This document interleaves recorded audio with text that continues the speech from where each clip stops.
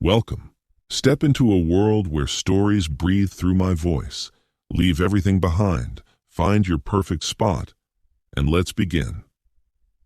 Nobody's blaming you for anything, the doctor said, and Eleanor felt that she had been reproved. I hope my clothes will be good enough for her, she said tartly. The doctor turned, looking around the room.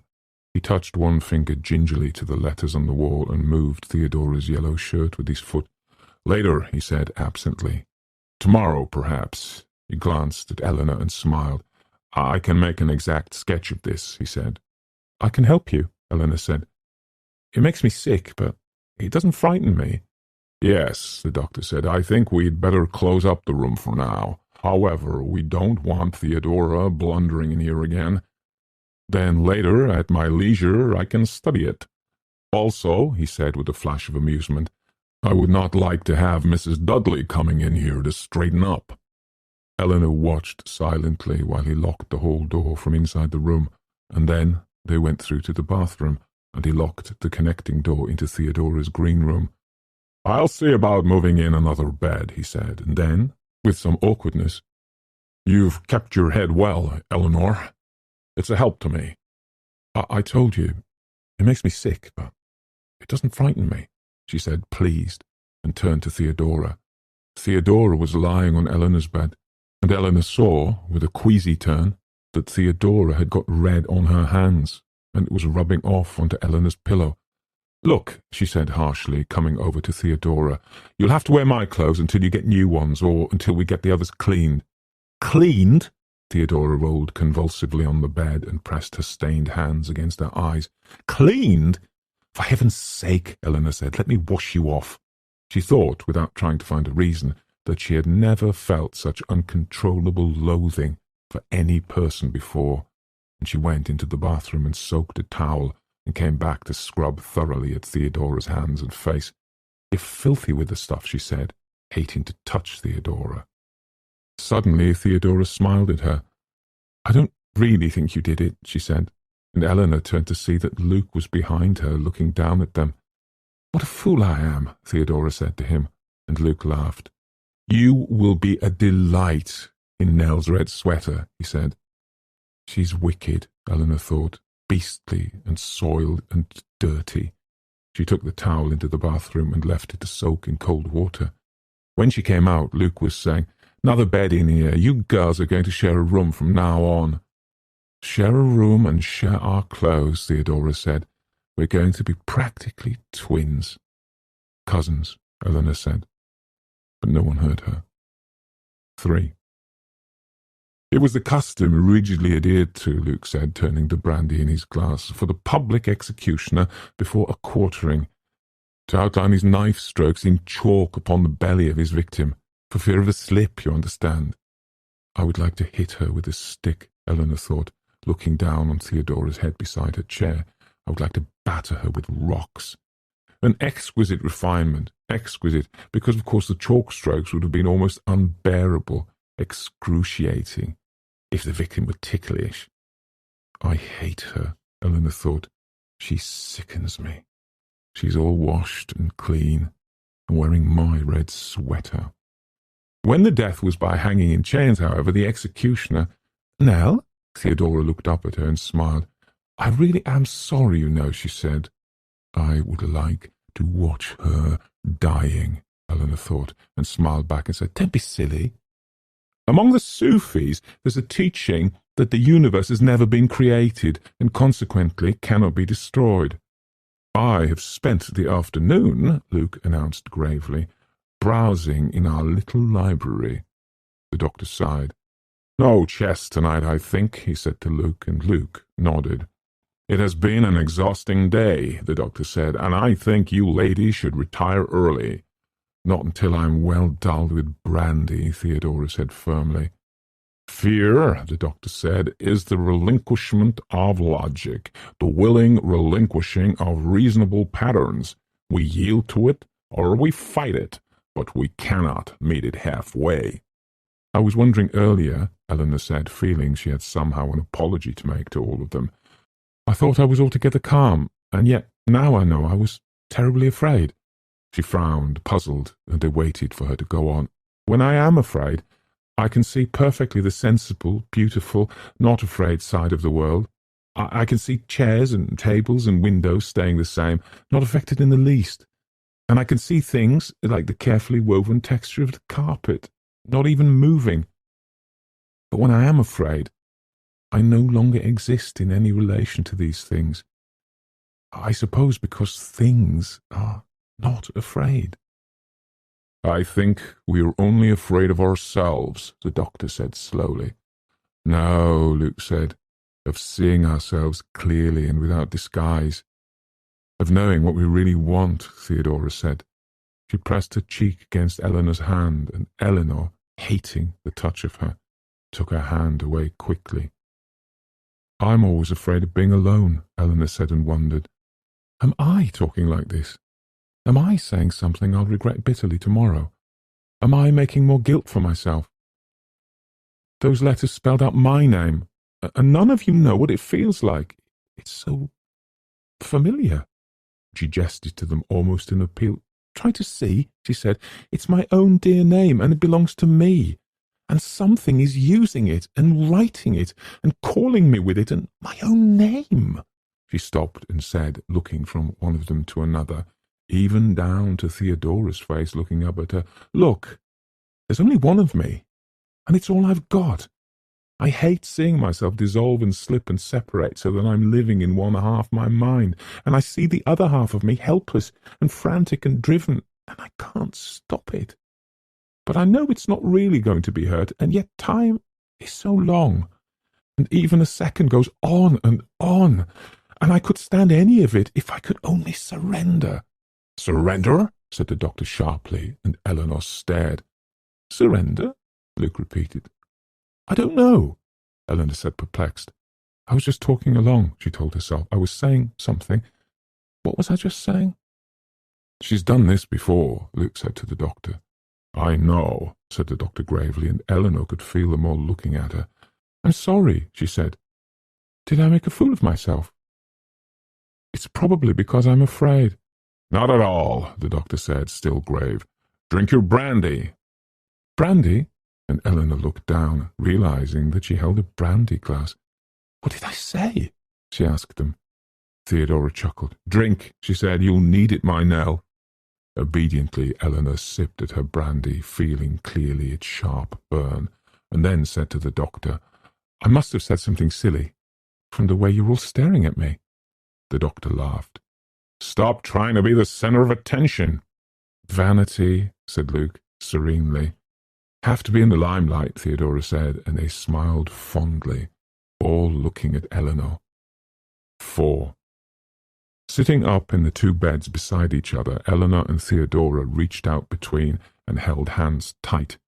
The room was brutally cold and thickly dark.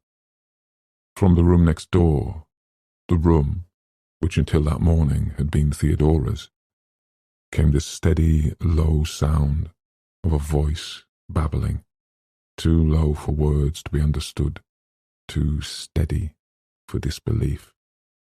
Holding hands so hard that each of them could feel the other's bones, Eleanor and Theodora listened. And the low, steady sound went on and on, the voice lifting sometimes for an emphasis on a mumbled word, falling sometimes to a breath, going on and on. Then, without warning, there was a little laugh, a small gurgling laugh that broke through the babbling, and rose as it laughed, up and up the scale, and then broke off suddenly in a little painful gasp, and the voice went on. Theodora's grasp loosened and tightened, and Eleanor, lulled for a minute by the sounds, started and looked across to where Theodora ought to be in the darkness, and then thought screamingly, Why is it dark? Why is it dark? She rolled and clutched Theodora's hand with both of hers, and tried to speak, and could not, and held on, blindly and frozen, trying to stand her mind on its feet, trying to reason again. We left the light on, she told herself, so why is it dark? Theodora, she tried to whisper, and her mouth could not move.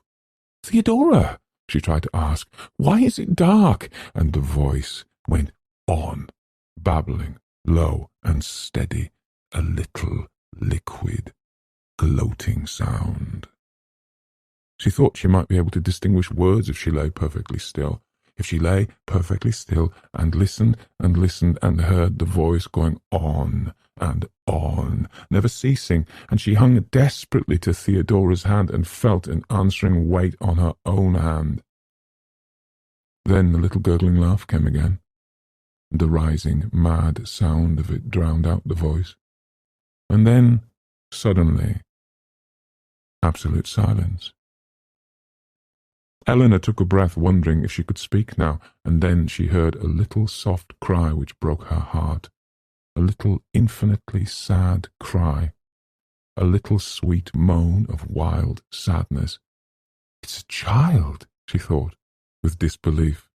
"A child is crying somewhere." And then, upon that thought, came the wild, shrieking voice she had never heard before, and yet knew she had heard always in her nightmares. "Go away," it screamed. "Go away, don't hurt me." And after sobbing, "Please don't hurt me. Please let me go home." And then the little sad crying again. "I can't stand it," Eleanor thought concretely. "This is monstrous. This is cruel. They've been hurting a child, and I won't let anyone hurt a child." And the babbling went on, low and steady, on and on and on, the voice rising a little and falling a little, going on and on. Now, Eleanor thought, perceiving that she was lying sideways on the bed in the black darkness, holding with both hands to Theodora's hand, holding so tight she could feel the fine bones of Theodora's fingers. "Now, I will not endure this. They think to scare me. Well, they have. I am scared. But more than that, I am a person. I am human. I am a walking, reasoning, humorous human being, and I will take a lot from this lunatic, filthy house, but I will not go along with hurting a child. No, I will not. I will, by God, get my mouth to open right now, and I will yell. I will yell. "Stop it!" she shouted. And the lights were on the way they had left them, and Theodora was sitting up in bed, startled and dishevelled. "What?" Theodora was saying. "What, Nell? What?" "Good God," Eleanor said, flinging herself out of bed and across the room to stand, shuddering in a corner. "Good God! Whose hand was I holding?" Chapter 6. "I am learning the pathways of the heart," Eleanor thought quite seriously, and then wondered what she could have meant by thinking any such thing. It was afternoon, and she sat in the sunlight on the steps of the summer house beside Luke. These are the silent pathways of the heart, she thought. She knew that she was pale and still shaken, with dark circles under her eyes, but the sun was warm, and the leaves moved gently overhead, and Luke beside her lay lazily against the step. "Luke," she asked, going slowly for fear of ridicule, "why do people want to talk to each other? I mean, what are the things people always want to find out about other people?" "What do you want to know about me, for instance?" He laughed, she thought, but why not ask what he wants to know about me? He is so extremely vain. And laughed in turn and said, "What can I ever know about you beyond what I see?" "See" was the least of the words she might have chosen, but the safest. "Tell me something that only I will ever know," was perhaps what she wanted to ask him, or "What will you give me to remember you by?" Or even, "Nothing of the least importance has ever belonged to me. Can you help?" Then she wondered if she had been foolish or bold, amazed at her own thoughts, but he only stared down at the leaf he held in his hands, and frowned a little, as one who devotes himself completely to an absorbing problem. "He's trying to phrase everything to make as good an impression as possible," she thought, "and I will know how he holds me by what he answers. How is he anxious to appear to me? Does he think that I will be content with small mysticism, or will he exert himself to seem unique? Is he going to be gallant? That would be humiliating, because then he would show that he knows that gallantry enchants me. Will he be mysterious? Mad? And how am I to receive this, which I perceive already will be a confidence, even if it is not true?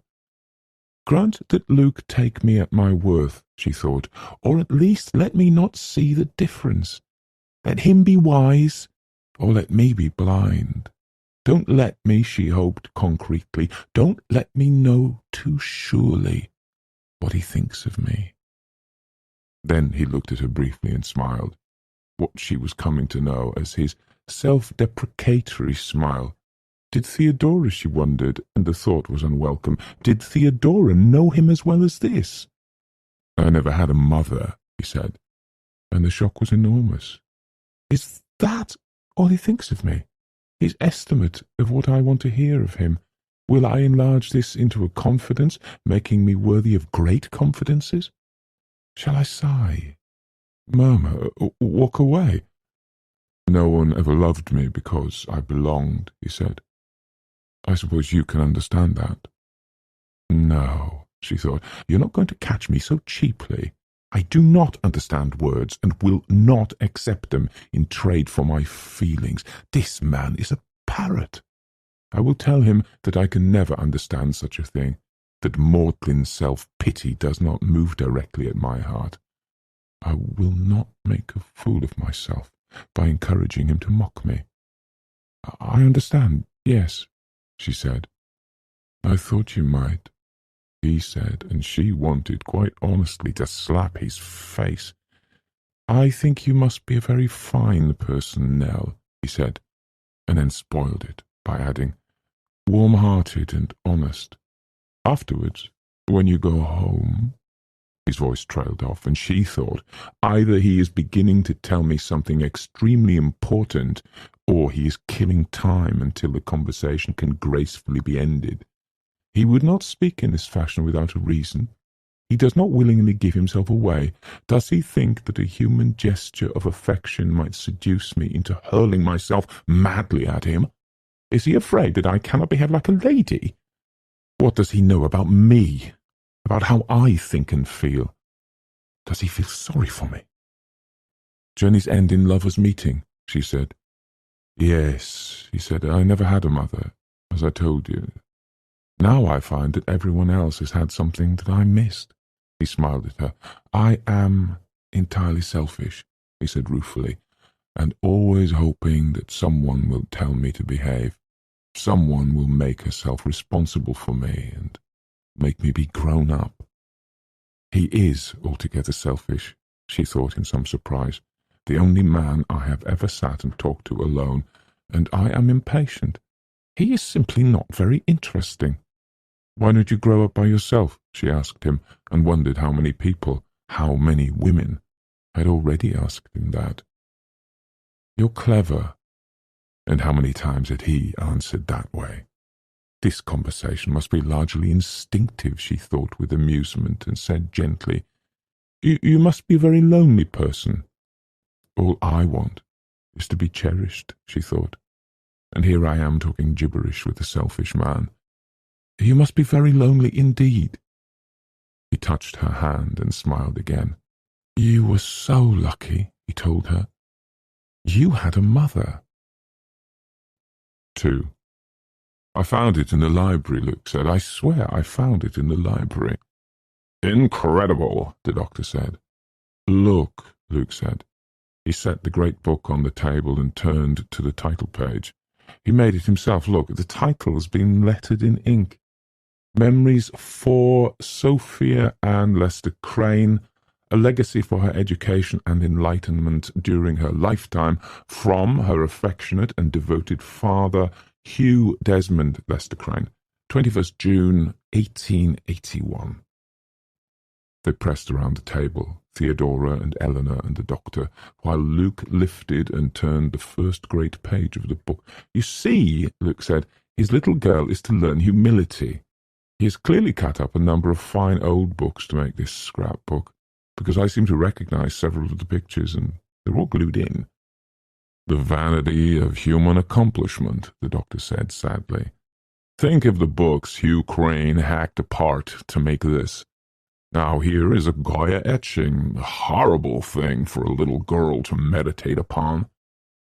Underneath is written, Luke said, under this ugly picture, Honour thy father and thy mother, daughter, authors of thy being, upon whom a heavy charge has been laid, that they lead their child in innocence and righteousness along the fearful narrow path to everlasting bliss, and render her up at last to her God, a pious and a virtuous soul. Reflect, daughter, upon the joy in heaven as the souls of these tiny creatures wing upward, released before they have learned aught of sin or faithlessness, and make it thine unceasing duty to remain as pure as these. Poor baby, Eleanor said, and gasped as Luke turned the page. Hugh Crane's second moral lesson derived from a colour plate of a snake pit, and vividly painted snakes writhed and twisted along the page about the message, neatly printed and touched with gold. Eternal damnation is the lot of mankind. Neither tears nor reparation can undo man's heritage of sin. Daughter, hold apart from this world, that its lusts and ingratitudes corrupt thee not. Daughter, preserve thyself. Next comes hell, Luke said. Don't look if you're squeamish. I think I'll skip hell, Eleanor said, but read it to me. Wise of you, the doctor said. An illustration from Fox, one of the less attractive deaths, I have always thought, although who can fathom the ways of martyrs?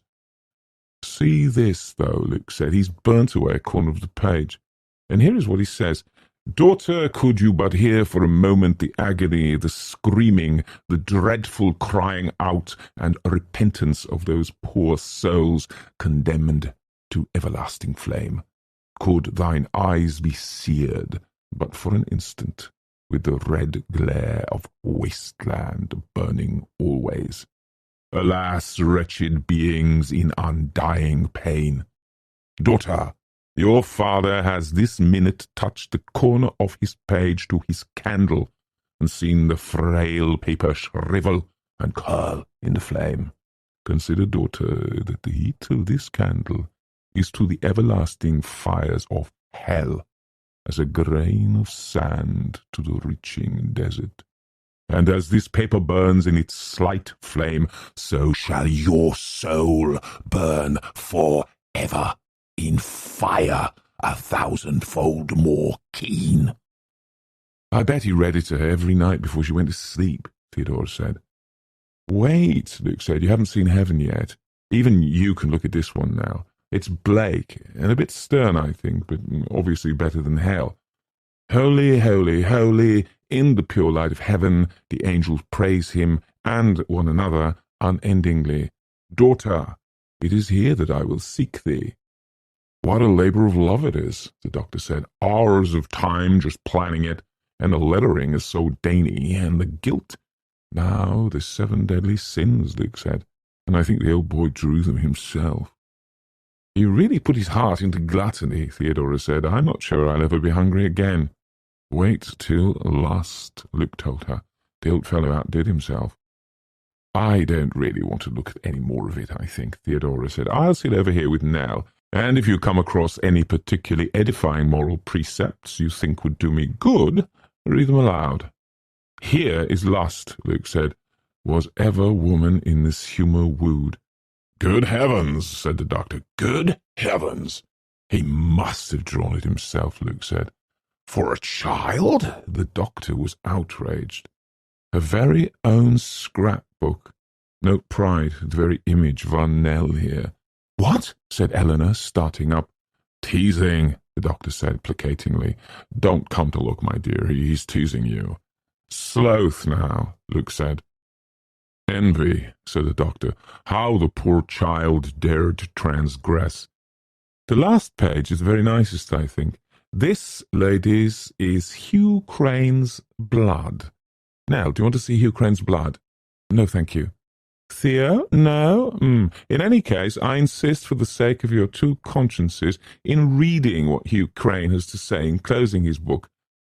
Daughter, sacred pacts are signed in blood, and I have here taken from my own wrist the vital fluid with which I bind you. Live virtuously, be meek, have faith in thy Redeemer, and in me thy Father.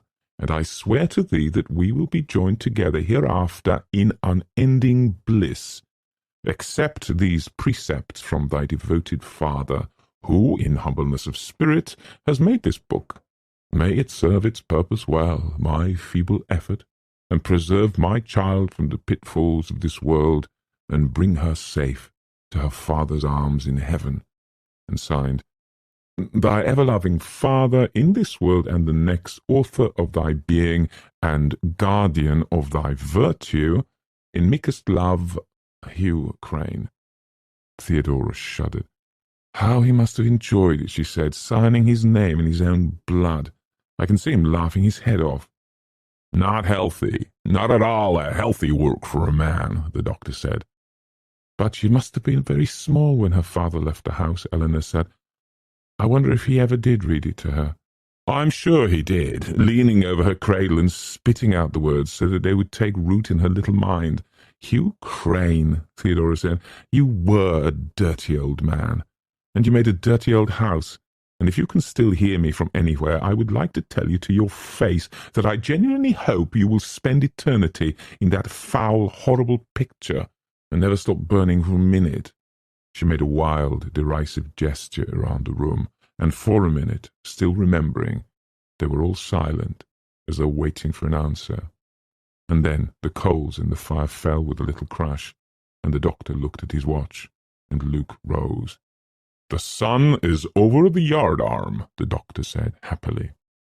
3. Theodora curled by the fire, looking up wickedly at Eleanor. At the other end of the room, the chessmen moved softly, jarring with little sounds against the table, and Theodora spoke gently, tormentingly. Will you have him in your little apartment now, and offer him to drink from your cup of stars? Eleanor looked into the fire, not answering. I've been so silly, she thought. I've been a fool. Is there room enough for two? Would he come if you asked him? Nothing could be worse than this, Eleanor thought. I've been a fool. Perhaps he has been longing for a tiny home, something smaller, of course, than Hill House. Perhaps he will come home with you. A fool, a ludicrous fool. Your white curtains, your tiny stone lions. Eleanor looked down at her almost gently. But I had to come, she said, and stood up, turning blindly to get away. Not hearing the startled voices behind her, not seeing where or how she went, she blundered somehow to the great front door and out into the soft, warm night. I had to come, she said to the world outside. Fear and guilt are sisters. Theodora caught her on the lawn. Silent, angry, hurt, they left Hill House side by side, walking together, each sorry for the other. A person angry or laughing or terrified or jealous will go stubbornly on into extremes of behaviour impossible at another time. Neither Eleanor nor Theodora reflected for a minute that it was imprudent for them to walk far from Hill House after dark. Each was so bent upon her own despair that escape into darkness was vital, and containing themselves in that tight, vulnerable, impossible cloak which is fury, they stamped along together, each achingly aware of the other, each determined to be the last to speak. Eleanor spoke first, finally.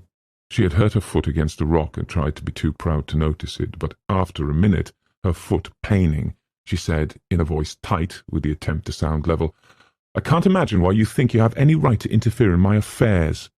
Her language formal to prevent a flood of recrimination or undeserved reproach. Were they not strangers? Cousins? I'm sure that nothing I do is of any interest to you. That's right, Theodora said grimly. Nothing that you do is of any interest to me. We're walking on either side of a fence, Eleanor thought, but I have a right to live too. and I wasted an hour with Luke at the summer house trying to prove it. I hurt my foot, she said. I'm sorry. Theodora sounded genuinely grieved. You know what a beast he is, she hesitated. A rake, she said finally with a touch of amusement. I'm sure it's nothing to me what he is, and then, because they were women quarrelling, as if you cared anyway. He shouldn't be allowed to get away with it, Theodora said. Get away with what? Eleanor asked daintily. You're making a fool of yourself, Theodora said. Suppose I'm not, though.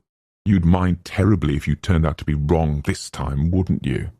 Theodora's voice was wearied, cynical. If I'm wrong, she said, I will bless you with all my heart. Fool that you are. You could hardly say anything else. They were moving along the path towards the brook.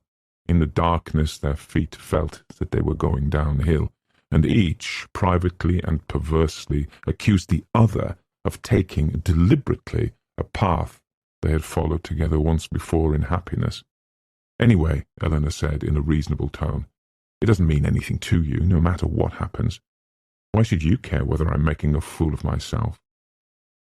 Theodora was silent for a minute, walking in the darkness, and Eleanor was suddenly absurdly sure that Theodora had put out a hand to her unseen. Theo, Eleanor said awkwardly, I'm no good at talking to people and saying things. Theodora laughed. What are you good at? She demanded. Running away?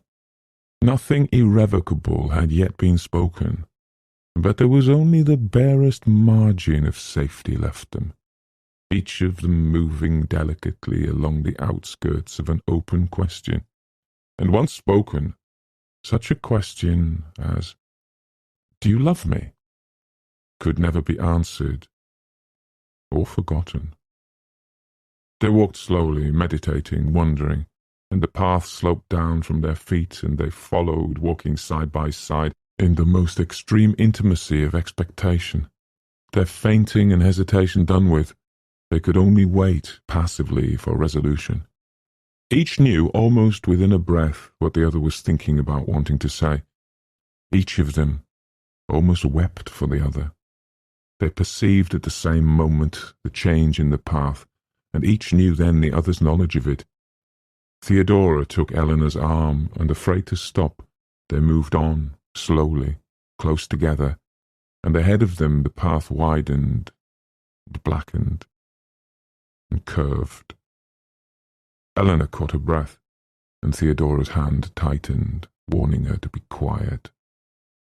On either side of them, the trees, silent, relinquished the dark colour they had held, paled, grew transparent, and stood, white and ghastly, against the black sky. The grass was colourless, the path wide and black. There was nothing else.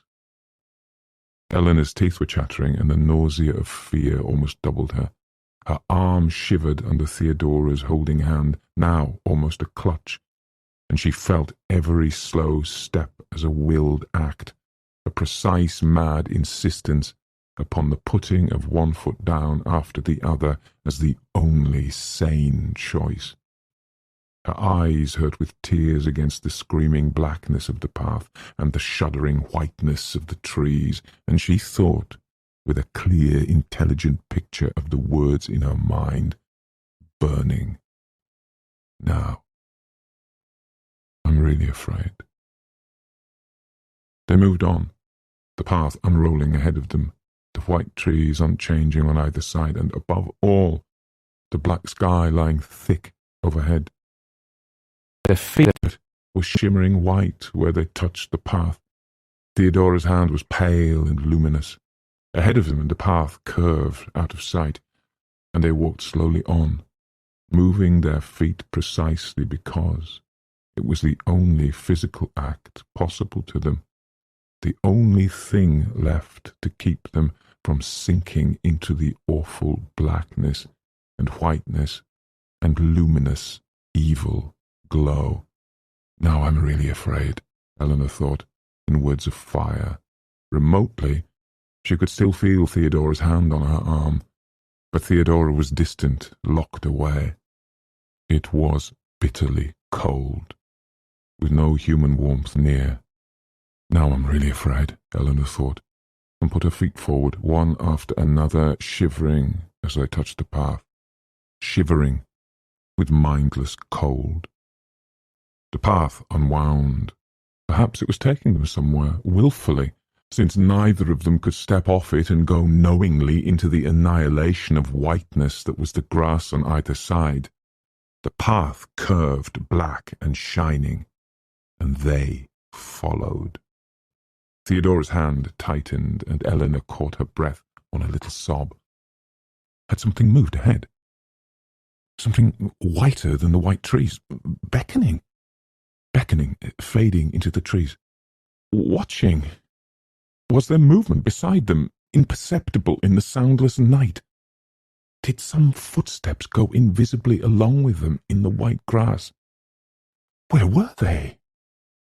The path led them to its destined end, and died beneath their feet. Eleanor and Theodora looked into a garden, their eyes blinded with the light of sun and rich colour.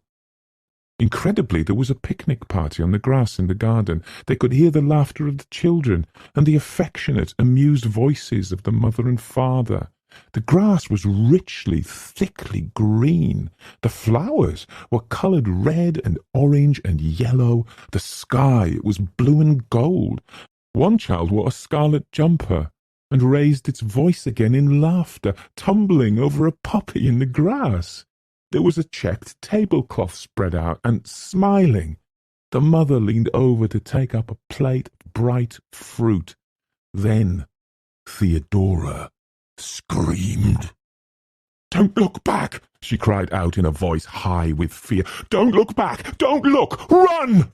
Running, without knowing why she ran, Eleanor thought that she would catch her foot in the checked tablecloth. She was afraid she might stumble over the puppy, but as they ran across the garden, there was nothing except weeds growing blackly in the darkness, and Theodora, screaming still, trampled over the bushes where there had been flowers, and stumbled sobbing over half-buried stones and what might have been a broken cup.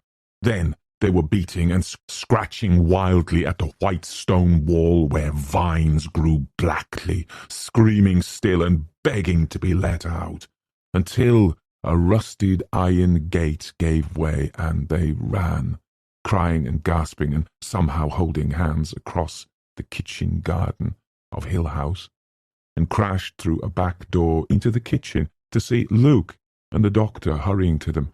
"What happened?" Luke said, catching at Theodora. "Are you all right?" "We've been nearly crazy," the doctor said. "We've been out looking for you for hours." "It was a picnic," Eleanor said.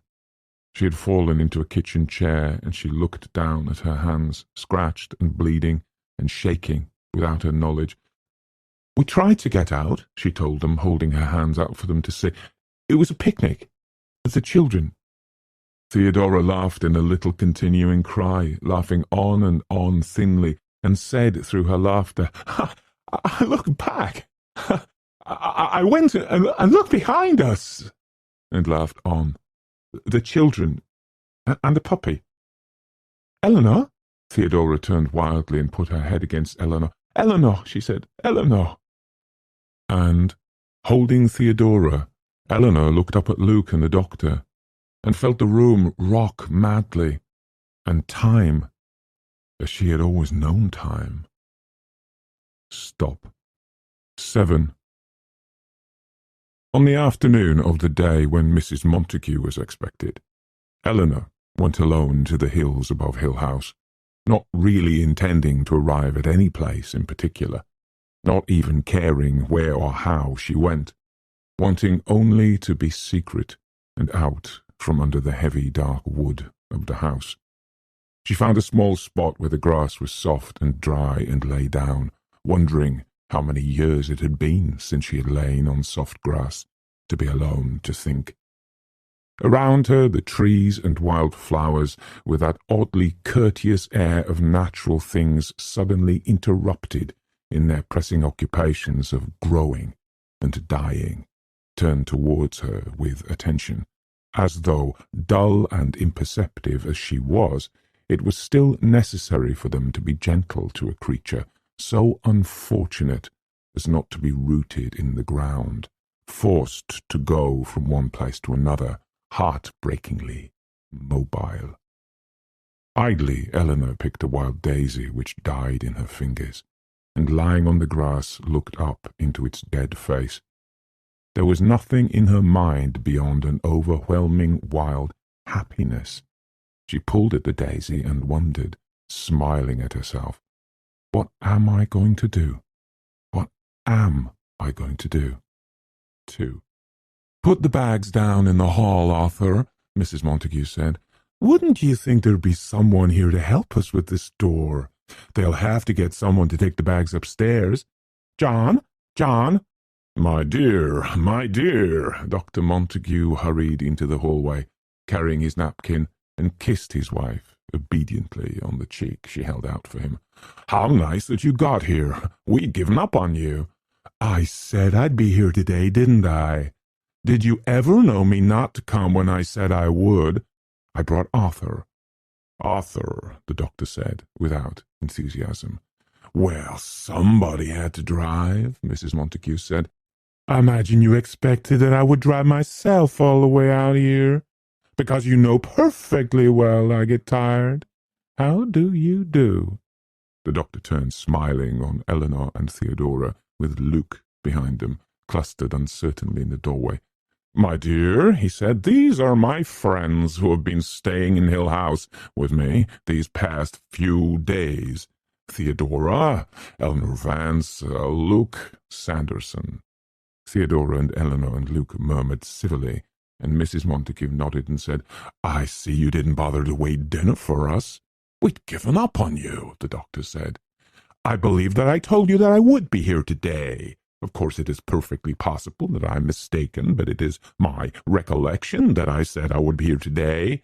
I'm sure I will get to know all your names very soon. This gentleman is Arthur Parker. He drove me here because I dislike driving myself. Arthur, these are John's friends. Can anybody do something about our suitcases?"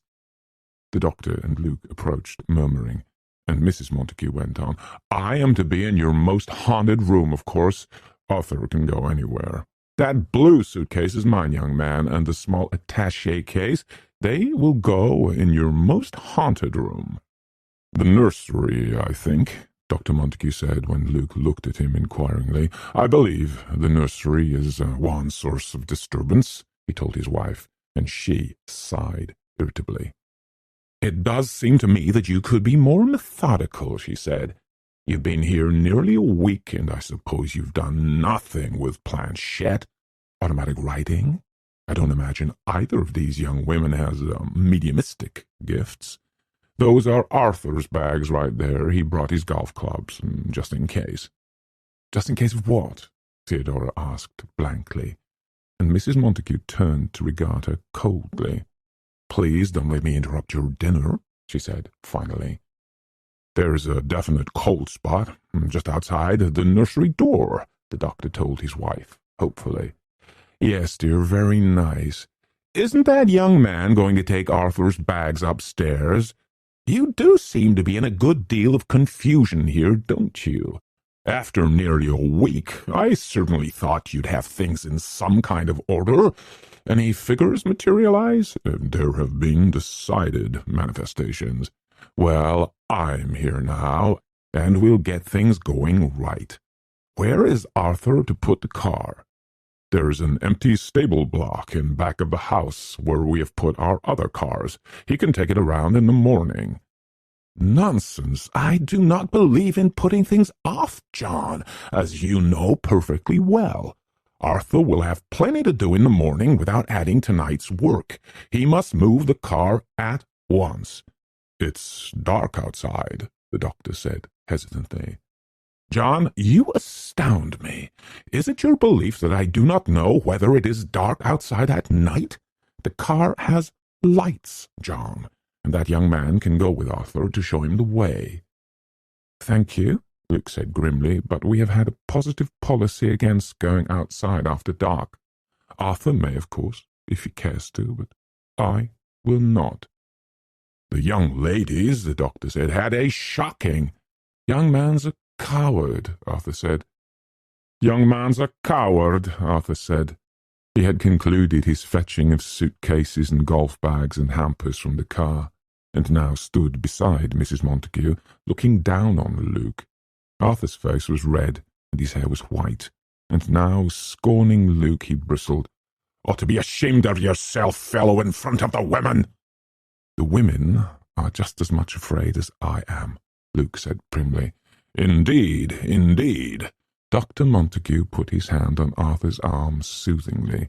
After you've been here for a while, Arthur, you'll understand that Luke's attitude is sensible, not cowardly. We make a point of staying together after dark. I must say, John, I never expected to find you all so nervous, Mrs. Montague said. I deplore fear in these matters. She tapped her foot irritably.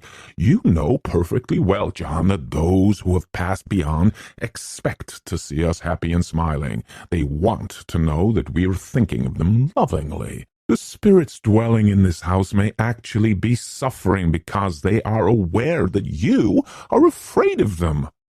We can talk about it later, the doctor said wearily. Now, how about dinner? Of course. Mrs. Montague glanced at Theodora and Eleanor. What a pity we had to interrupt you, she said. Have you had dinner? Naturally, we have not had dinner, John. I said we would be here for dinner, didn't I? Or am I mistaken again? At any rate, I told Mrs. Dudley that you would be here, the doctor said, opening the door which led to the game-room and on into the dining-room. She left us a splendid feast. Poor Dr. Montague, Eleanor thought, standing aside to let the doctor take his wife into the dining-room. He is so uncomfortable. I wonder how long she's going to stay. Theodora whispered in her ear. Maybe her suitcase is filled with ectoplasm, Eleanor said hopefully. And how long will you be able to stay? Dr. Montague asked, sitting at the head of the dinner table with his wife, cosily beside him. Well, dear, Mrs. Montague said, tasting daintily of Mrs. Dudley's caper sauce, you have found a fair cook, have you not? You know that Arthur has to get back to his school. Arthur is a headmaster, she explained down the table, and he has generously cancelled his appointments for Monday, so we had better leave Monday afternoon, and then Arthur can be there for classes on Tuesday. A lot of happy schoolboys Arthur, no doubt, left behind, Luke said softly to Theodora, and Theodora said, But today is only Saturday. I do not mind this cooking at all, Mrs. Montague said. John, I will speak to your cook in the morning. Mrs. Dudley is an admirable woman, the doctor said carefully. But fancy for my taste, Arthur said. I'm a meat and potatoes man myself, he explained to Theodora. Don't drink, don't smoke, don't read trash. Bad example for the fellows at the school. They look up to one, I bet you know. I'm sure they must all model themselves on you, Theodora said soberly. Get a bad heart now and then, Arthur said, shaking his head. No taste for sports, you know, moping in corners. Cry-babies. Knock that out of them fast enough. He reached for the butter. Mrs. Montague leaned forward to look down the table at Arthur. Eat lightly, Arthur, she advised. We have a busy night ahead of us. What on earth do you plan to do? The doctor asked. I'm sure that you would never dream of going about these things with any system, but you will have to admit, John, that in this area I have simply more of an instinctive understanding. Women do, you know, John, at least some women. She paused and regarded Eleanor and Theodora speculatively. Neither of them, I dare say, unless, of course, I am mistaken again. You are very fond of pointing out my errors, John. My dear, I cannot abide a slipshod job in anything. Arthur will patrol, of course. I brought Arthur for that purpose. It is so rare, she explained to Luke, who sat on her other side, to find persons in the educational field who are interested in the other world. You will find Arthur surprisingly well informed. I will recline in your haunted room with only a nightlight burning, and will endeavor to get in touch with the elements disturbing this house. I never sleep when there are troubled spirits about, she told Luke, who nodded, speechless. Little sound common sense, Arthur said. Got to go about these things in the right way. Never pays to aim too low. Tell my fellows that. I think perhaps after dinner we will have a little session with Planchette, Mrs. Montague said. Just Arthur and I, of course. The rest of you, I can see, are not ready yet. You will only drive away the spirits. We will need a quiet room. The library, Luke suggested politely. The library, I think it might do. Books are frequently very good carriers, you know. Materializations are often best produced in rooms where there are books. I cannot think of any time when materialization was in any way hampered by the presence of books. I suppose the library has been dusted. Arthur sometimes sneezes. Mrs. Dudley keeps the entire house in perfect order, the doctor said. I really will speak to Mrs. Dudley in the morning. You will show us the library then, John, and that young man will bring down my case. Not the large suitcase, mind, but the small attaché case. Bring it to me in the library. We will join you later. After a session with Planchette, I require a glass of milk and perhaps a small cake. Crackers will do if they are not too heavily salted. A few minutes of quiet conversation with congenial people is also very helpful, particularly if I am to be receptive during the night. The mind is a precise instrument and cannot be tended to carefully. Arthur? She bowed distantly to Eleanor and Theodora and went out, escorted by Arthur, Luke, and her husband. After a minute, Theodora said, I think I'm going to be simply crazy about Mrs. Montague. I don't know, Eleanor said. Arthur is rather more to my taste, and Luke is a coward, I think.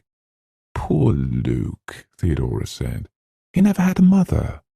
Looking up, Eleanor found that Theodora was regarding her with a curious smile, and she moved away from the table so quickly that the glass spilled. We shouldn't be alone, she said, oddly breathless. We've got to find the others. She left the table and almost ran from the room, and Theodora ran after her, laughing, down the corridor and into the little parlour where Luke and the doctor stood before the fire. Please, sir, Luke was saying meekly, who is Planchette? The doctor sighed irritably. Imbeciles, he said, and then, sorry, the whole idea annoys me, but if she likes it.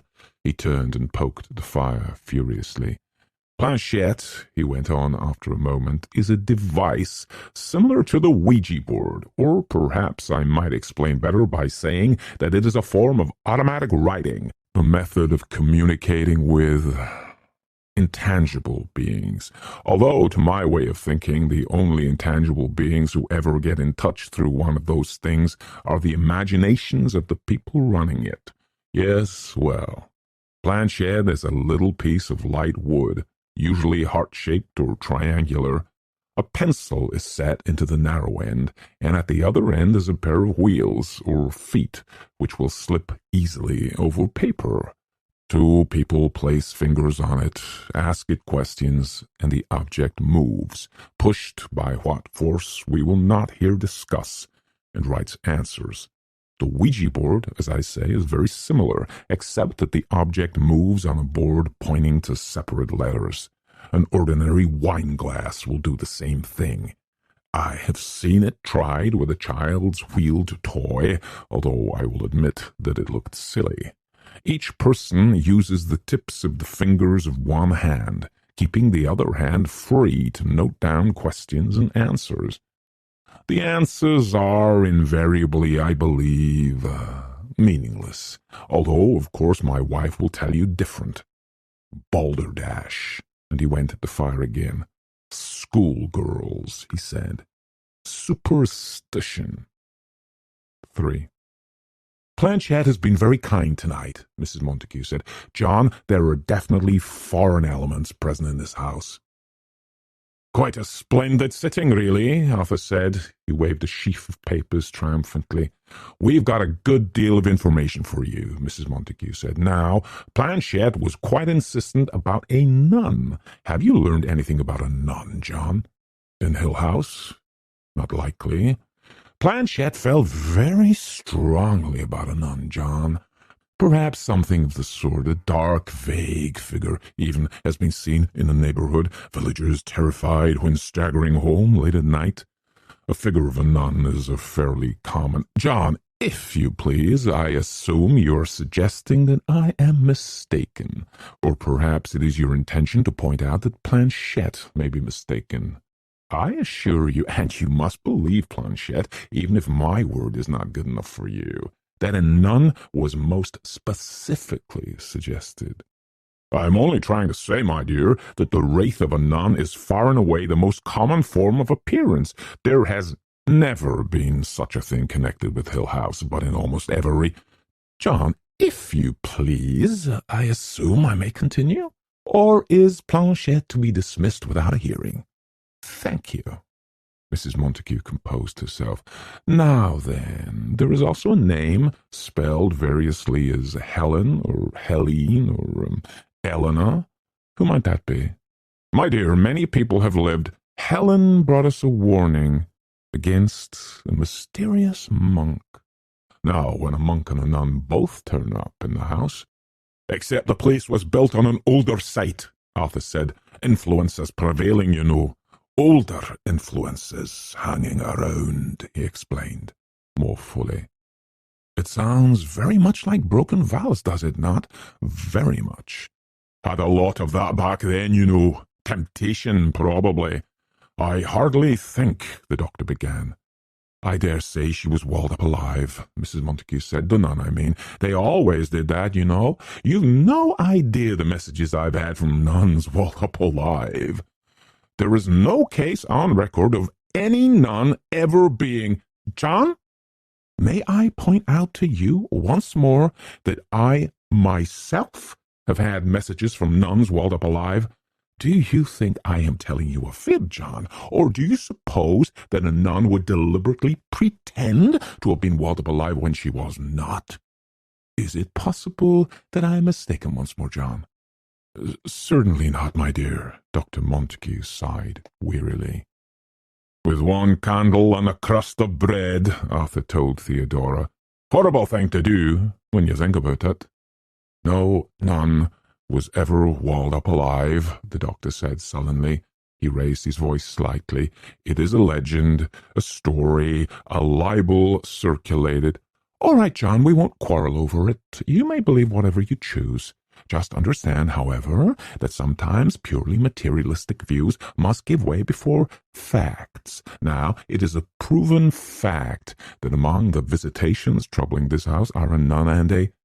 What else was there? Luke asked hastily. I'm so interested in hearing what, Planchette had to say. Mrs. Montague waggled a finger roguishly. Nothing about you, young man, although one of the ladies present may hear something of interest. Impossible woman, Eleanor thought. Impossible, vulgar, possessive woman. Now, Helen, Mrs. Montague went on, wants us to search the cellar for an old well. Don't tell me Helen was buried alive, the doctor said. I hardly think so, John. I am sure she would have mentioned it. As a matter of fact, Helen was most unclear about just what we were to find in the well. I doubt, however, that it will be treasure. One so rarely meets with real treasure in a case of this kind. More likely evidence of the missing nun. More likely 80 years of rubbish. John, I cannot understand this skepticism in you, of all people. After all, you did come to this house to collect evidence of supernatural activity, and now, when I bring you a full account of the causes and an indication of where to start looking, you are positively scornful. We have no authority to dig up the cellar. Arthur could, Mrs. Montague began hopefully, but the doctor said with firmness, No, My lease of the house specifically forbids me to tamper with the house itself. There will be no digging of cellars, no tearing out of woodwork, no ripping up of floors. Hill House is still a valuable property, and we are students, not vandals. I should think you'd want to know the truth, John. There is nothing I should like to know more. Dr. Montague stamped across the room to the chessboard and took up a knight and regarded it furiously. He looked as though he were doggedly counting to 100. Dear me, how patient one must be sometimes, Mrs. Montague sighed. But I do want to read you the little passage we received towards the end. Arthur, do you have it? Arthur shuffled through his sheaf of papers. It was just after the message about the flowers you're to send to your aunt, Mrs. Montague said. Planchette has a control named Marigot, she exclaimed, and Marigot takes a genuine personal interest in Arthur, brings him word from relatives, and so on. Not a fatal illness, you understand, Arthur said gravely. Have to send flowers, of course, but Marigot is most reassuring. Now, Mrs. Montague selected several pages and turned them over quickly. They were covered with loose, sprawling, penciled words. And Mrs. Montague frowned, running down the pages with her finger. Here, she said. Arthur, you read the questions and I'll read the answers. That way it will sound more natural. Off we go, Arthur said brightly and leaned over Mrs. Montague's shoulder. Now, let me see. Start right about here. With, who are you? Righto. Who are you? Nell, Mrs. Montague read in her sharp voice, and Eleanor and Theodora and Luke and the doctor turned, listening. Nell who? Eleanor, Nellie, Nell. They sometimes do that, Mrs. Montague broke off to explain. They repeat a word over and over to make sure it comes across all right. Arthur cleared his throat. What do you want? He read. Home. Do you want to go home? And Theodora shrugged comically at Eleanor. Want to be home. What are you doing here? Waiting. Waiting for what? Home. Arthur stopped and nodded profoundly. There it is again, he said, like a word, and use it over and over just for the sound of it. Ordinarily, we never ask why, Mrs. Montague said, because it tends to confuse Planchette. However, this time we were bold and came right out and asked. Arthur? Why? Arthur read. Mother, Mrs. Montague read. So, you see, this time we were right to ask because Planchette was perfectly free with the answer. Is Hill House your home? Arthur read levelly. Home, Mrs. Montague responded, and the doctor sighed. Are you suffering? Arthur read. No answer here. Mrs. Montague nodded reassuringly. Sometimes they dislike admitting to pain. It tends to discourage those of us left behind, you know. Just like Arthur's aunt, for instance, will never let on that she is sick. But Marigot always lets us know, and it's even worse when they've passed over. Stoical, Arthur confirmed and read. Can we help you? No, Mrs. Montague read. Can we do anything at all for you? No. Lost. Mrs. Montague looked up. You see, she asked. One word, over and over again. They love to repeat themselves. I've had one word go on to cover a whole page sometimes. What do you want? Arthur read. Mother, Mrs. Montague read back. Why? Child. Where is your mother? Home. Where is your home? Lost. And after that, Mrs. Montague said, folding the paper briskly, there was nothing but gibberish. Never known Planchette so cooperative, Arthur said confidingly to Theodora. Quite an experience, really. But why pick on Nell? Theodora asked with annoyance. Your fool Planchette has no right to send messages to people without permission, or you'll never get results by abusing Planchette, Arthur began, but Mrs. Montague interrupted him, swinging to stare at Eleanor. You're Nell, she demanded, and turned on Theodora. We thought you were Nell, she said. So, said Theodora impudently. "It doesn't affect the messages, of course," Mrs. Montague said, tapping her paper irritably. "Although I do think we might have been correctly introduced. I am sure the planchette knew the difference between you, but I certainly do not care to be misled." "Don't feel neglected," Luke said to Theodora. "We'll bury you alive." "When I get a message from that thing," Theodora said, "I expect it to be about hidden treasure. None of this nonsense about sending flowers to my aunt." "They're all carefully avoiding looking at me," Eleanor thought. "I've been singled out again, and they are kind enough to pretend it is nothing." "Why do you all think that it was sent to me?" she asked helplessly. "Really, child," Mrs. Montague said, dropping the papers on the low table, "I couldn't begin to say, although you are rather more than a child, aren't you? Perhaps you are more receptive psychically than you realize. Although," and she turned away indifferently, "how you could be a week in this house and not picking up the simplest message from beyond. That fire wants stirring." "Nell doesn't want messages from beyond," Theodora said comfortingly, moving to take Eleanor's cold hand in hers. "Nell wants her warm bed and a little sleep." "Peace," Eleanor thought concretely. "What I want in all this world is peace, a quiet spot to lie and think, a quiet spot up among the flowers where I can dream and tell myself sweet stories." 4. "I," Arthur said richly, "shall make my headquarters in the small room, just this side of the nursery, well within shouting distance. I shall have with me a drawn revolver. Do not take alarm, ladies, I am an excellent shot, and a flashlight, in addition to a most piercing whistle. I shall have no difficulty summoning the rest of you in case I observe anything worth your notice, or I require company. You may all sleep quietly, I assure you. Arthur," Mrs. Montague explained, "will patrol the house. Every hour regularly he will make a round of the upstairs rooms. I think he need hardly bother with the downstairs rooms tonight, since I shall be up here. We have done this before many times. Come along, everyone." Silently they followed her up the staircase, watching her little affectionate dabs at the stair rail and the carvings on the walls. "It is such a blessing," she said once, "to know that the beings in this house are only waiting for an opportunity to tell their stories and free themselves from the burden of their sorrow. Now, Arthur will first of all inspect the bedrooms. Arthur?" "With apologies, ladies, with apologies," Arthur said, opening the door of the blue room, which Eleanor and Theodora shared. "A dainty spot," he said plummily, "fit for two such charming ladies.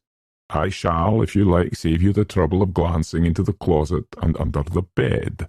Solemnly they watched Arthur go down on his hands and knees and look under the beds and then rise, dusting his hands. "Perfectly safe," he said. "Now, where am I to be?" Mrs. Montague asked. "Where did that young man put my bags?" "Directly at the end of the hall," the doctor said. "We call it the nursery." Mrs. Montague, followed by Arthur, moved purposefully down the hall, past the cold spot in the hall, and shivered. "I will certainly need extra blankets," she said. "Have that young man bring extra blankets from one of the other rooms." Opening the nursery door, she nodded and said, "The bed looks quite fresh, I must admit, but has the room been aired?" "I told Mrs. Dudley," the doctor said. "It smells musty, Arthur. You will have to open that window in spite of the cold." Drearily, the animals on the nursery wall looked down on Mrs. Montague. "Are you sure?" The doctor hesitated and glanced up apprehensively at the grinning faces over the nursery door. "I wonder if you ought to have someone in here with you," he said. "My dear," Mrs. Montague, good-humoured now in the presence of those who had passed beyond, was amused. "How many hours, how many hours have I sat in purest love and understanding, alone in a room, and yet never alone.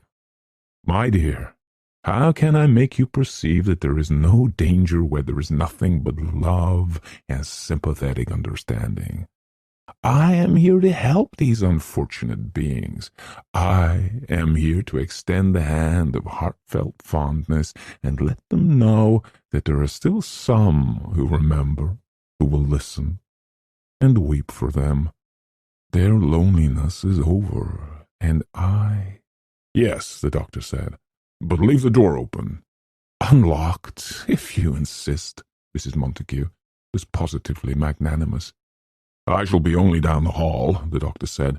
I can hardly offer to patrol, since that will be Arthur's occupation, but if you need anything, I can hear you. Mrs. Montague laughed and waved her hand at him. These others need your protection so much more than I, she said. I will do what I can, of course, but they are so very, very vulnerable, with their hard hearts and their unseeing eyes. Arthur, followed by Luke, looking very much amused, returned from checking the other bedrooms on the floor and nodded briskly at the doctor. All clear, he said.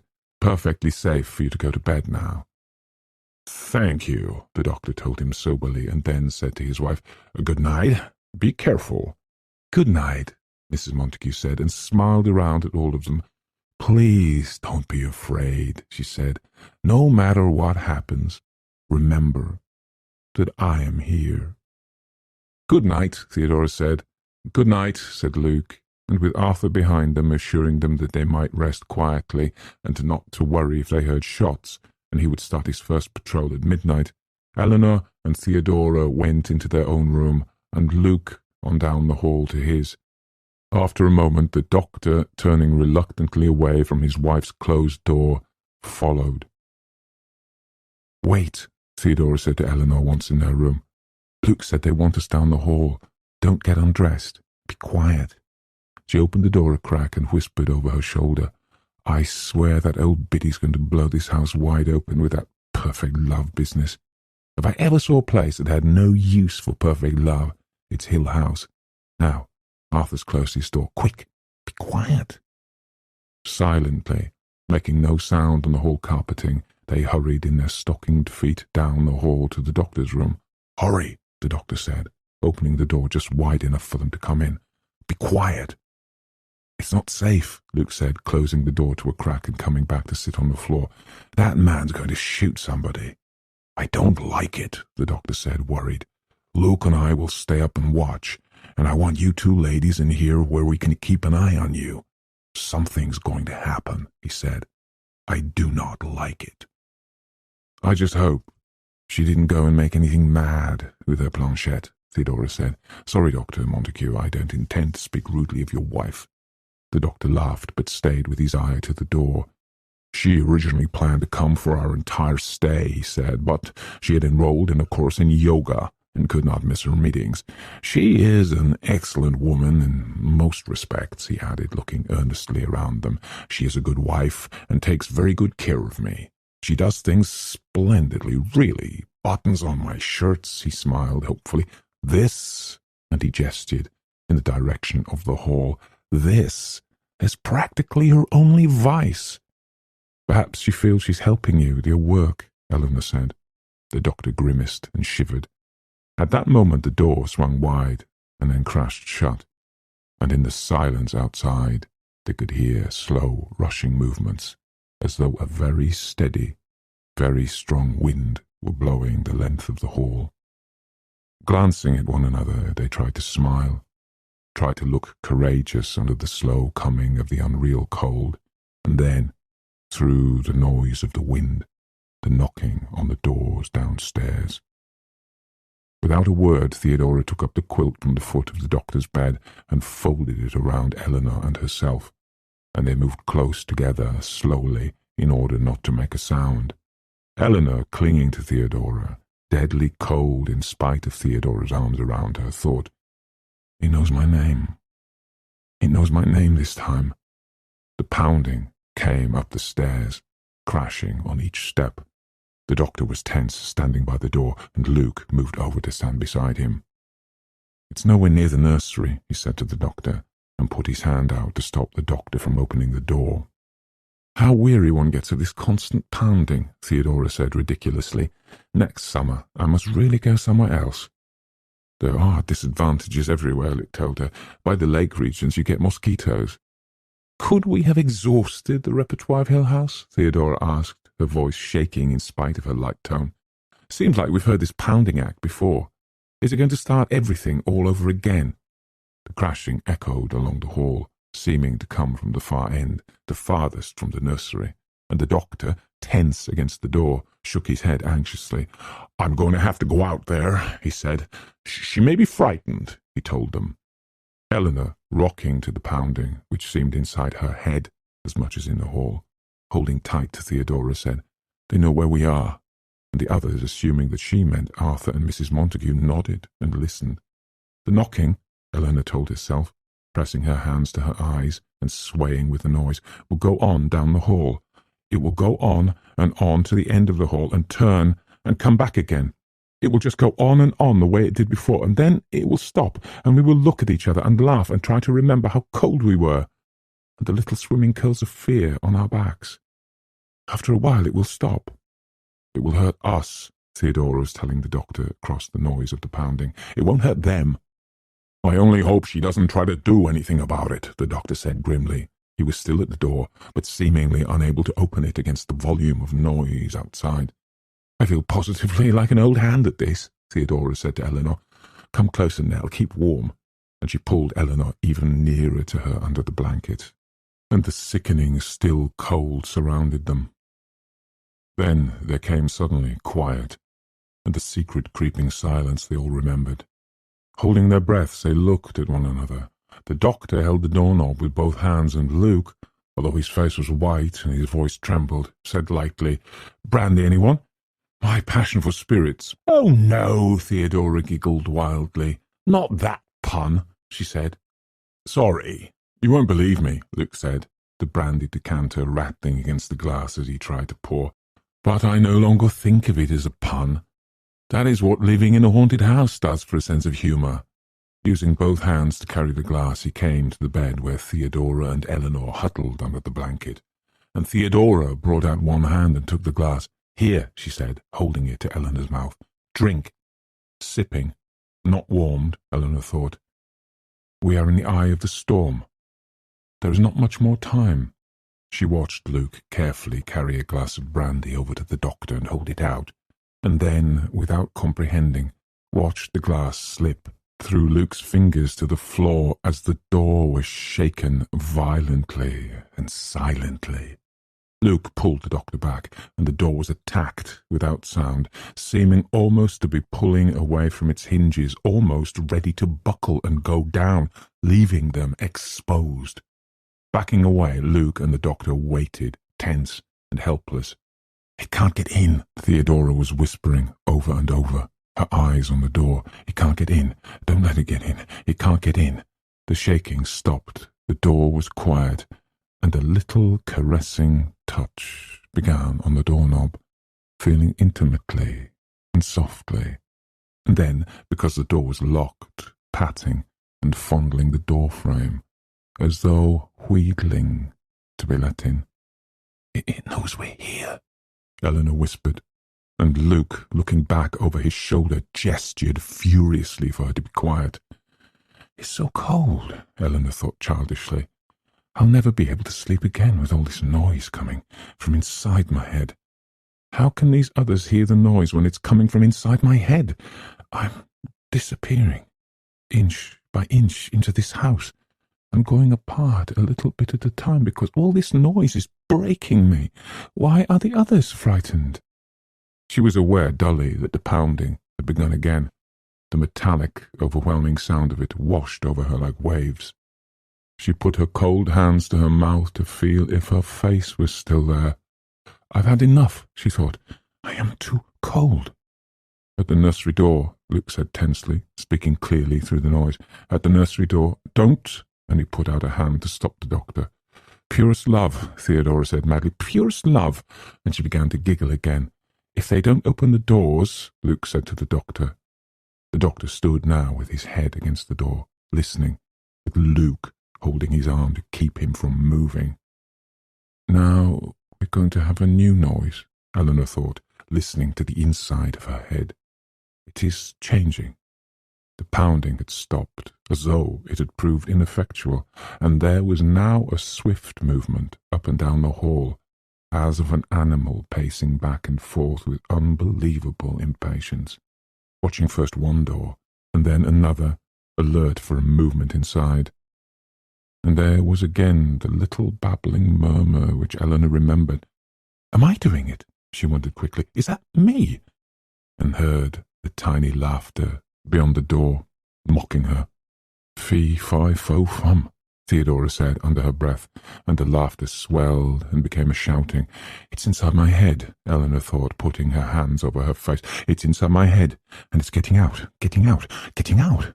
Now the house shivered and shook, the curtains dashing against the windows, the furniture swaying, and the noise in the hall became so great that it pushed against the walls.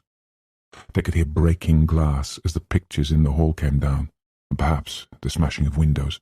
Luke and the doctor strained against the door as though desperately holding it shut, and the floor moved under their feet. We're going, Eleanor thought, and heard Theodora say, far away, "The house is coming down." She sounded calm and beyond fear. Holding to the bed, buffeted and shaken, Eleanor put her head down and closed her eyes and bit her lips against the cold, and felt the sickening drop as the room fell away beneath her, and then righted itself, and then turned, slowly swinging. "God Almighty!" Theodora said, and a mile away, at the door, Luke caught the doctor and held him upright. "Are you all right?" Luke called, back braced against the door, holding the doctor by the shoulders. "Theo, are you all right?" "Hanging on," Theodora said. "I don't know about Nell." "Keep her warm," Luke said, far away. "We haven't seen it all yet." His voice trailed away. Eleanor could hear and see him far away in the distant room where he and Theodora and the doctor still waited. In the churning darkness where she fell endlessly, nothing was real, except her own hands, white about the bedpost. She could see them, very small, and see them tighten when the bed rocked and the wall leaned forward and the door turned sideways, far away. Somewhere there was a great shaking crash as some huge thing came headlong. "It must be the tower," Eleanor thought. "And I supposed it would stand for years. We're lost, lost.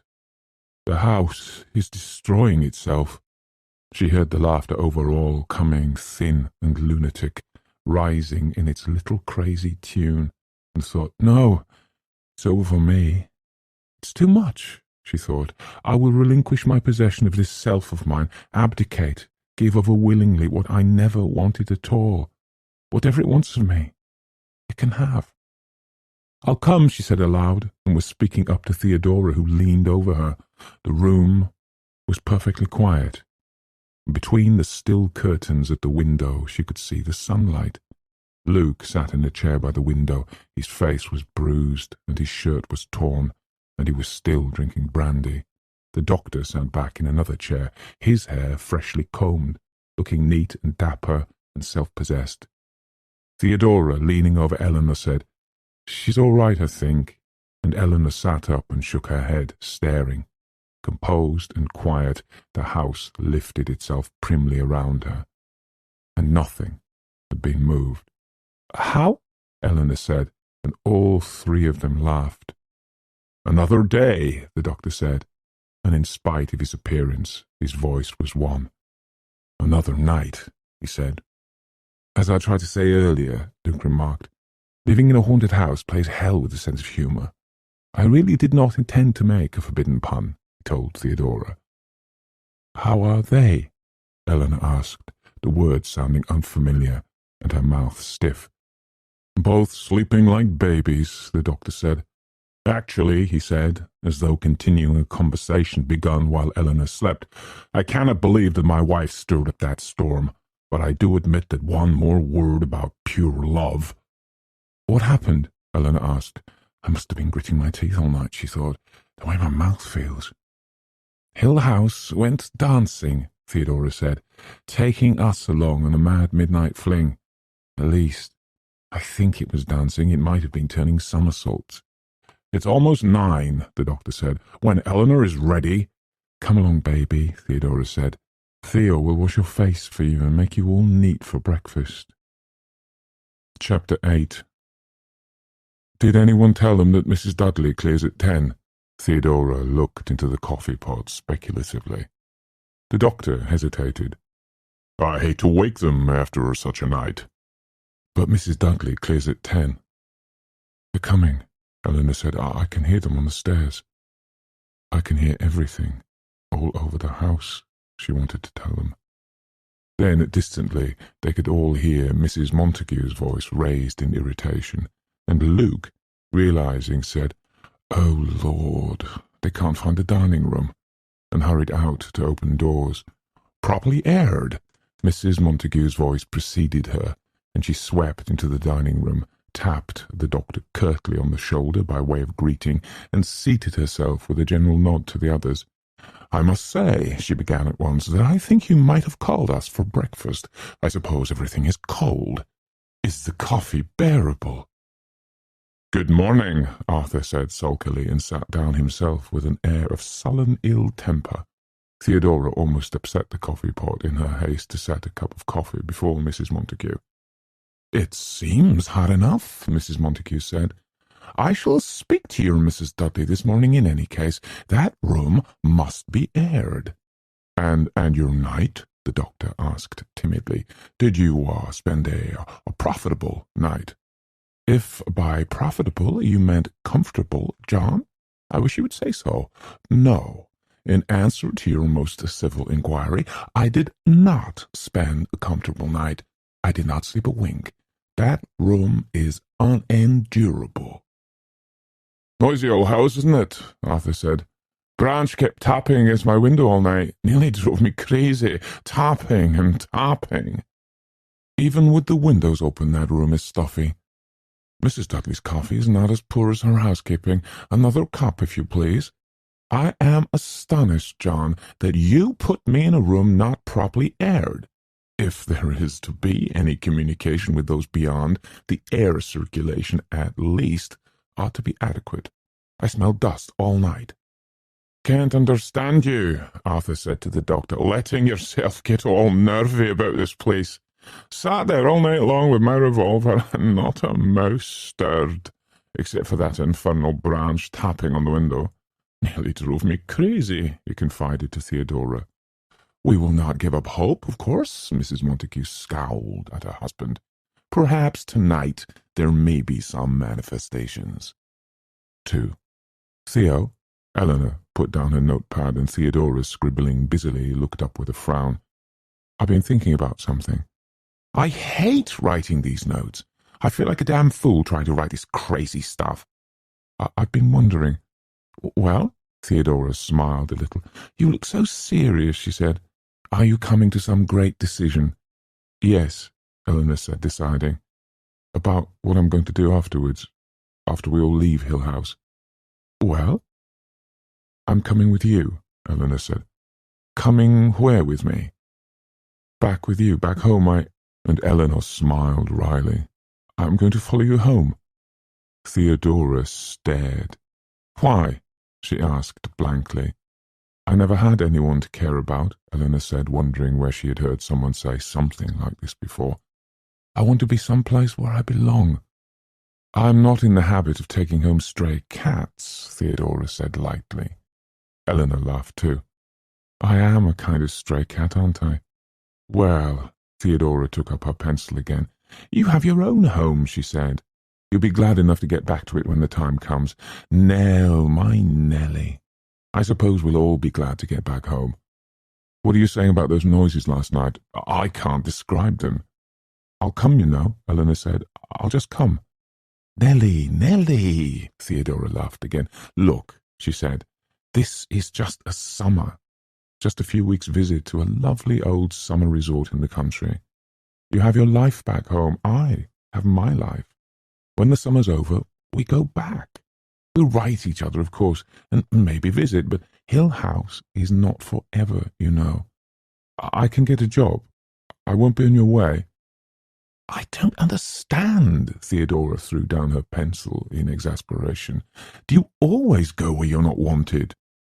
Eleanor smiled placidly. I've never been wanted anywhere, she said. 3.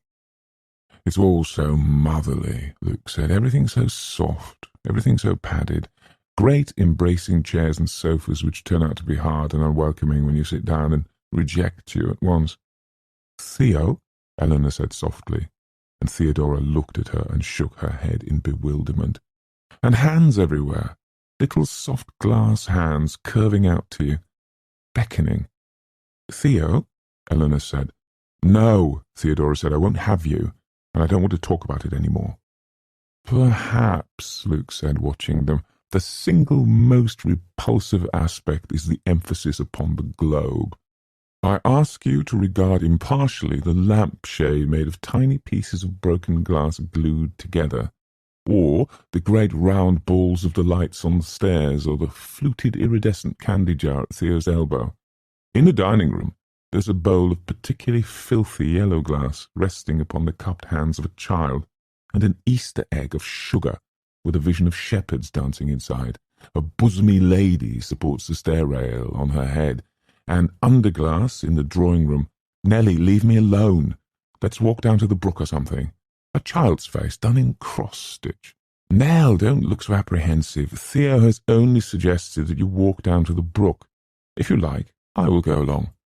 Anything, Theodora said, to frighten away rabbits. If you like, I will carry a stick. If you like, I will not come at all. Theo has only to say the word. Theodora laughed. Perhaps Nell would rather stay here and write on walls. So unkind, Luke said. Callous of you, Theo. I want to hear more about the shepherds dancing in the Easter egg, Theodora said. A world contained in sugar. 6 very tiny shepherds dancing, and a shepherdess in pink and blue reclining upon a mossy bank enjoying them. There are flowers and trees and sheep, and an old goatherd playing pipes. I would have liked to have been a goatherd, I think. If you were not a bullfighter, Theodora said. If I were not a bullfighter. Nell's affairs are the talk of the cafes, you will recall. Pan, Theodora said. You should live in a hollow tree, Luke. Nell, Luke said. You're not listening. I think you frighten her, Luke. Because Hill House will be mine some day, with its untold treasures and its cushions. I am not gentle with a house now. I might take a fit of restlessness and smash the sugar Easter egg, or shatter the little child hands, or go stomping and shouting up and down the stairs, striking at glued glass lamps with a cane, and slashing at the bosomy lady with the staircase on her head. I might— You see, you do frighten her. I believe I do, Luke said. Nell, I'm only talking nonsense. I don't think he even owns a cane, Theodora said. As a matter of fact, I do. Nell, I'm only talking nonsense. What's she thinking about, Theo? Theodora said carefully. She wants me to take her home with me after we leave Hill House, and I won't do it. Luke laughed. Poor silly Nell, he said. Journeys end in lovers' meeting. Let's go down to the brook. A mother house, Luke said, as they came down the steps from the veranda to the lawn. A house-mother, a headmistress, a house-mistress. I'm sure I will be a very poor housemaster, like our Arthur, when Hill House belongs to me. I can't understand anyone wanting to own Hill House, Theodora said, and Luke turned and looked back with amusement at the house. You never know what you're going to want until you see it clearly, he said. If I never had a chance of owning it, I might feel very differently. What do people really want with each other, as Nell asked me once? What use are other people? It was my fault my mother died, Eleanor said. She knocked on the wall and called me, and I never woke up. I ought to have brought her the medicine. I always did before. But this time she called me, and I never woke up. You should have forgotten all that by now, Theodora said. I've wondered ever since if I did wake up. If I did wake up and hear her, and if I just went back to sleep, it would have been easy. And I've wondered about it. Turn here, Luke said, if we're going to the brook. You worry too much, Nell. You probably just like thinking it was your fault. It was going to happen sooner or later, in any case, Eleanor said, but of course, no matter when it happened, it was going to be my fault. If it hadn't happened, you would have never come to Hill House. We go single file along here, Luke said. Now, go first. Smiling, Eleanor went on ahead, kicking her feet comfortably along the path. Now I know where I am going, she thought. I told her about my mother, so that's all right. I'll find a little house, or maybe an apartment like hers. I'll see her every day, and we will go searching together for lovely things. Gold-rimmed dishes, and a white cat, and a sugar Easter egg, and a cup of stars. I will not be frightened or alone any more. I will call myself just Eleanor. Are you two talking about me? She asked over her shoulder. After a minute, Luke answered politely. A struggle between good and evil for the soul of Nell. I suppose I will have to be God, however. But of course she cannot trust either of us, Theodora said, amused. Not me, certainly, Luke said. Besides, Nell, Theodora said, we were not talking about you at all. As though I were the games mistress, she said, half angry, to Luke. I've waited such a long time, Helena was thinking. I finally earned my happiness. She came, leading them, to the top of the hill and looked down to the slim line of trees they must pass through to get to the brook. They're lovely against the sky, she thought, so straight and free. Luke was wrong about the softness everywhere, because the trees are hard, like wooden trees. They're still talking about me, talking about how I came to Hill House and found Theodora, and now I will not let her go. Behind her she could hear the murmur of their voices, edged sometimes with malice, sometimes rising in mockery, sometimes touched with a laughter almost of kinship. And she walked on, dreamily, hearing them come behind. She could tell when they entered the tall grass a minute after she did, because the grass moved hissingly beneath their feet, and a startled grasshopper leaped wildly away. I could help her in her shop, Eleanor thought. She loves beautiful things, and I would go with her to find them. We could go anywhere we pleased, to the edge of the world if we liked, and come back when we wanted to. He's telling her now what he knows about me, that I'm not easily taken in, that I had an oleander wall around me, and she is laughing because I'm not going to be lonely any more. They're very much alike, and they are very kind. I would not really have expected as much from them as they are giving me.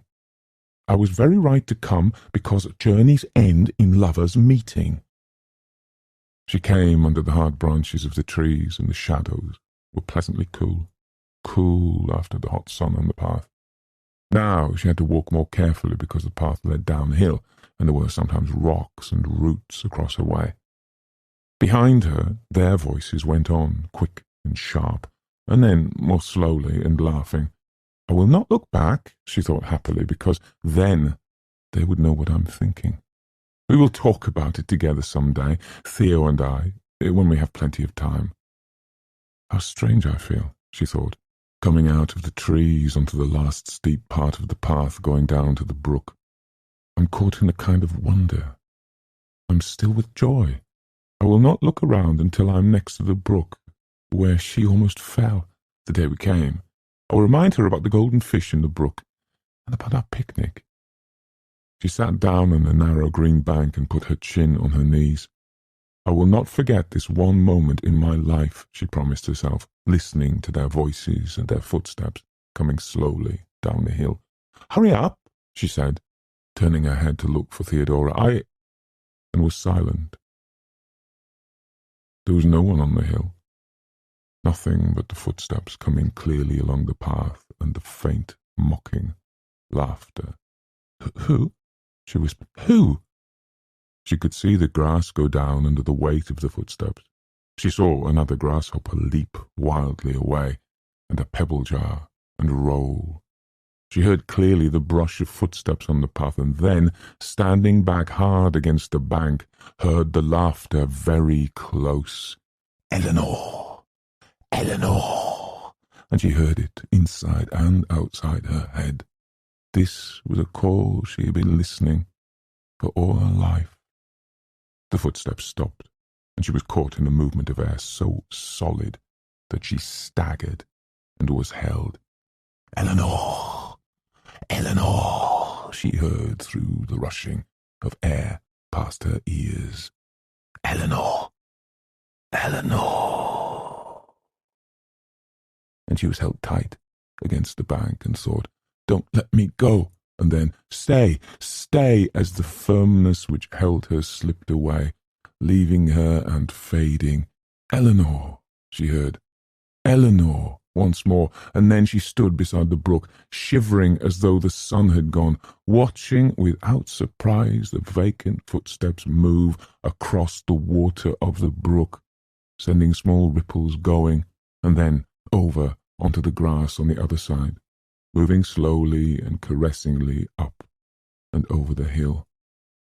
"Come back," she almost said, standing shaking by the brook, and then she turned and ran madly up the hill, crying as she ran and calling, "Theo! Luke!"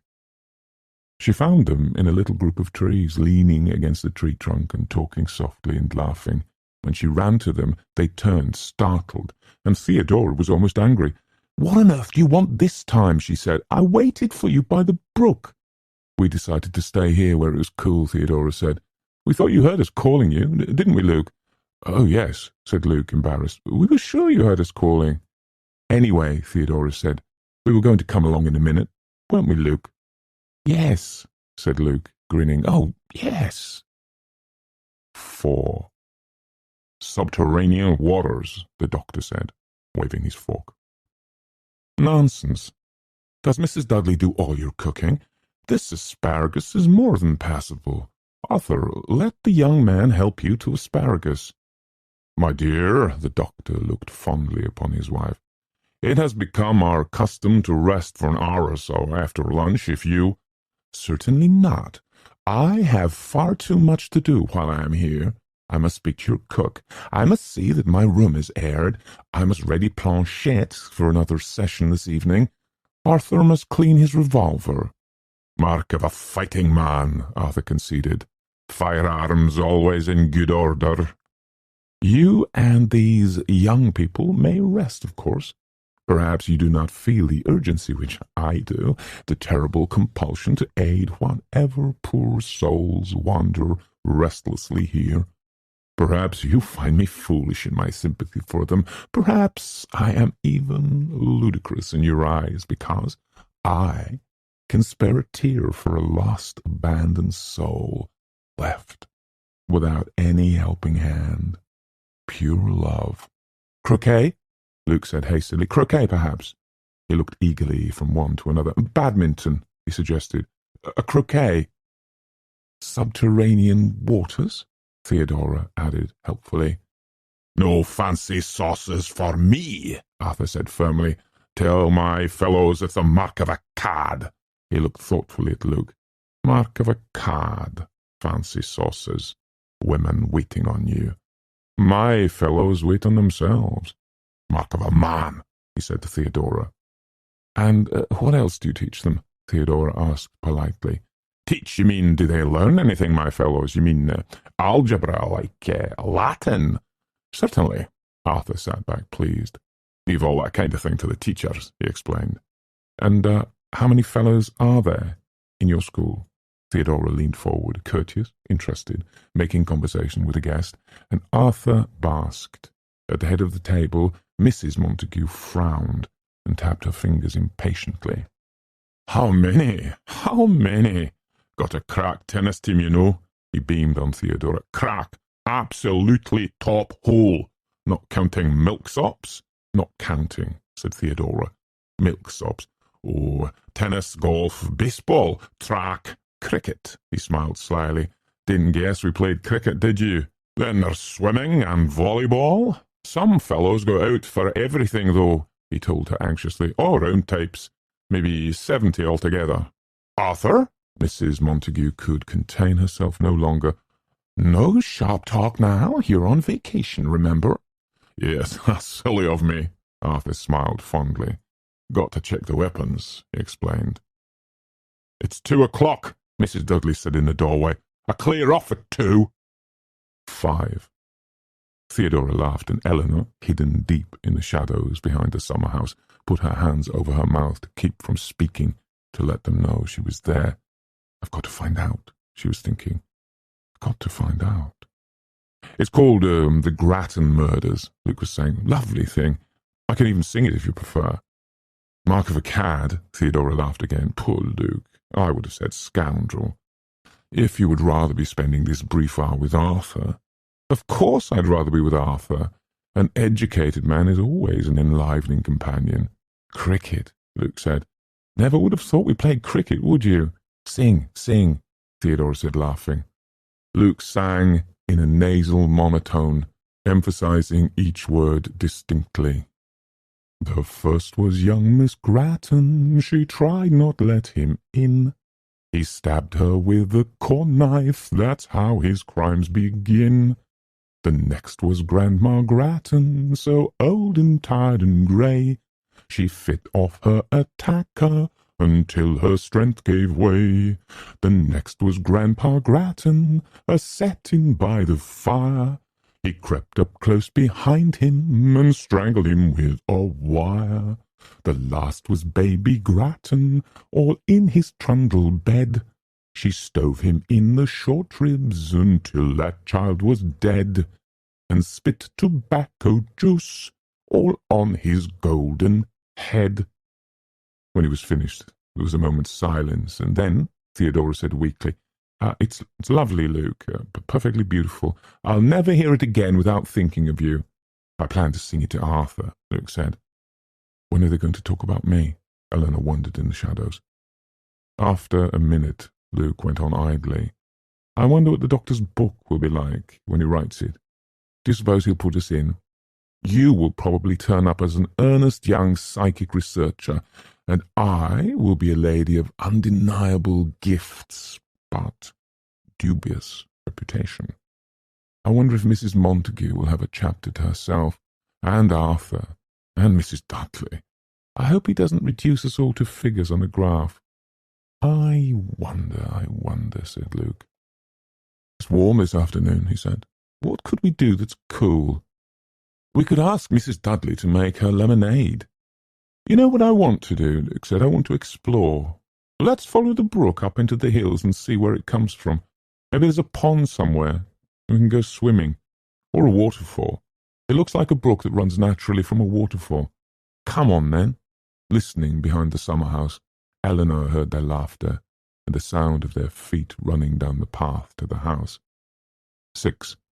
Here's an interesting thing here, Arthur's voice said in the manner of one endeavouring valiantly to entertain. Here in this book says how to make candles out of ordinary children's crayons. Interesting, the doctor sounded weary. If you will excuse me, Arthur, I have all these notes to write up. Sure, Doctor, all got our work to do. Not a sound.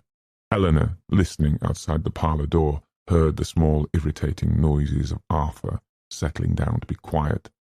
Not much to do round here, is there? Arthur said. How do you pass the time generally? Working, the doctor said shortly. You writing down what happens in the house? Yes. You got me in there? No. Seems like you ought to put in our notes from the planchette. What are you writing now? Arthur, can you read or something? Sure. Never meant to make a nuisance of myself. Eleanor heard Arthur take up a book and put it down, and light a cigarette and sigh and stir, and finally say, Listen, isn't there anything to do round here? Where is everybody? The doctor spoke patiently, but without interest. Theodora and Luke have gone to explore the brook, I think, and I suppose the others are around somewhere. As a matter of fact, I believe my wife was looking for Mrs. Dudley. Oh, Arthur sighed again. Might as well read, I guess, he said, and then, after a minute, Say, Doctor, I don't like to bother you, but listen what he says here in this book. 7. No, Mrs. Montague said, I do not believe in throwing young people together promiscuously, Mrs. Dudley. If my husband had consulted me before arranging this fantastic house party. Well, now, it was Mrs. Dudley's voice, and Eleanor, pressing against the dining-room door, stared and opened her mouth wide against the wooden panels of the door. I always say, Mrs. Montague, that you're only young once. Those young people are enjoying themselves, and it's only natural for the young. But living under one roof! It's not as though they weren't grown up enough to know right from wrong. That pretty Theodora lady's old enough to take care of herself, I think, no matter how gay Mr. Luke. I need a dry dish towel, Mrs. Dudley, for the silverware. It's a shame, I think, the way children grow up these days, knowing everything. There should be more mysteries for them, more things that belong rightly to grown-ups, that they have to wait to find out. Then they find them out the hard way. Mrs. Dudley's voice was comfortable and easy. Dudley brought in these tomatoes from the garden this morning, she said. They did well this year. Shall I start on them? No, oh no, you sit over there and rest. You've done enough. I'll put on the water and we'll have a nice cup of tea. 8. Journey's end in lovers' meeting, Luke said, and smiled across the room at Eleanor. Does that blue dress on Thea really belong to you? I've never seen it before. I am Eleanor, Theodora said wickedly, because I have a beard. You were wise to bring clothes for two, Luke told Eleanor. Thea would never have looked half so well in my old blazer. I am Eleanor, Theo said, because I am wearing blue. I love my love with an E because she is ethereal. Her name is Eleanor, and she lives in expectation. She's being spiteful. I hope you felt every word of this journey, just as deeply as I felt telling it to you. If you want to stay part of the story, hit subscribe and ring the bell. Something even more captivating is already on its way. Until next time.